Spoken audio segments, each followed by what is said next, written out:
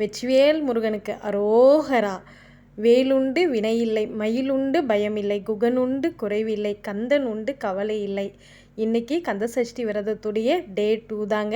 காலை மாலை 2 வேளையுமே நம்ம பூஜை பண்ணுறது ரொம்ப ரொம்ப நல்லது. அப்படி மாலை நேரத்தில் பூஜை நான் பண்ணும்பொழுது கொஞ்சம் லேட்டாக தாங்க பண்ணுவேன். காலையில் பார்த்திங்கன்னா எப்பொழுதும் போல் இன்றைக்கி 2ஆம் நாள்ன்றதுனால நான் 2 அகல் விளக்குகள் வெற்றிலை வச்சு ஏற்றி வச்சுருக்கேங்க. கொஞ்சமாக ரோஸும் இருந்துச்சு. காலையில் பார்த்திங்கன்னா பூவெல்லாம் வைக்க நேரம் இருக்காது, எழுந்து பூஜை பண்ணால் போதுன்ற மாதிரி தான் இருக்கும். ஏன்னா அது அடுத்தடுத்து நமக்கு காலை வேலையில் பார்த்திங்கன்னா மார்னிங் ரொட்டீன் இருக்கும். அதுக்காக நான் ஈவினிங் பூஜை பண்ணும்போது தான் பூவெல்லாம் மாற்றுவேன்.